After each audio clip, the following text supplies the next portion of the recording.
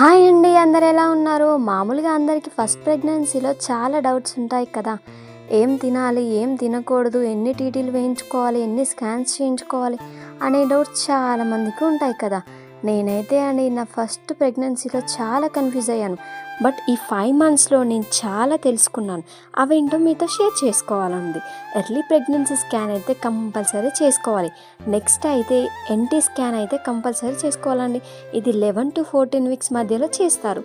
ఈ స్కాన్ శిశువు మెడ వెనుక ఉండే ద్రవ మందాన్ని కొలవడానికి చేసే అల్ట్రాసౌండ్ స్కాన్. అలాగే ఇది డౌన్ సిండ్రోమ్ మరియు ఇతర క్రోమోజోమ్ లోపాల వంటి ప్రమాదాలను అంచనా వేయడానికి ఉపయోగపడుతుంది. ఇంకా ప్రెగ్నెన్సీ సమయంలో అయితే వ్యాక్సిన్ అయితే కంపల్సరీ వేసుకోవాలండి. ఇంకా ఫస్ట్ డోస్ అయితే ప్రెగ్నెన్సీ కన్ఫర్మ్ కాగానే వేసుకోవాలండి. అండ్ సెకండ్ డోస్ వచ్చేసి 4 weeks తర్వాత వేసుకోవాలి. 4th monthలో కూడా వేసుకోవచ్చు.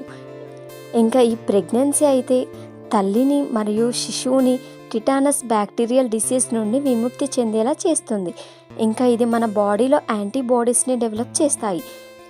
ఈ ప్రెగ్నెన్సీ టైంలో మాత్రం స్కాన్లు మాత్రం టీటీలు మాత్రం కంపల్సరీ మిస్ అవ్వకండి.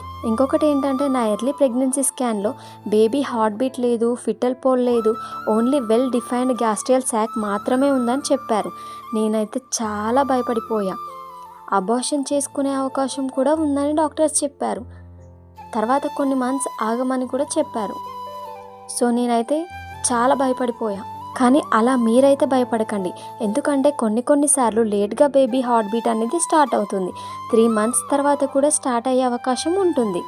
కాబట్టి మీరు అస్సలు బాధపడకండి. ఎంతైనా ఈ ప్రెగ్నెన్సీ టైంలో జాగ్రత్తలు తీసుకోవడం చాలా మంచిది. ఎక్కువ బరువు కూడా పట్టకూడదు. ఇంకా ఈజీ డైజెస్ట్ అయ్యే ఫుడ్ ఐటమ్స్ తీసుకోవడం చాలా మంచిది. ఇంకా వీలుంటే భగవద్గీత చదువుకుంటే బేబీ మంచి వాల్యూస్తో పుట్టే అవకాశం ఉంటుంది. మనం తీసుకునే ఆహారమే మన బేబీకి వెళ్తుంది. మనం తినే ఫస్ట్ ముద్ద బేబీకే వెళ్తుందంట. కాబట్టి మంచి డైజెస్టివ్ ఫుడ్ తీసుకుంటే బేబీ కూడా ఆరోగ్యంగా ఉంటాడు. డెలివరీ టైంలో వెయిట్ గెయిన్ అయ్యే అవకాశం కూడా ఉంటుంది. మనకి కూడా ఫీడింగ్కి ఎలాంటి ఇబ్బంది ఉండదు. So please subscribe.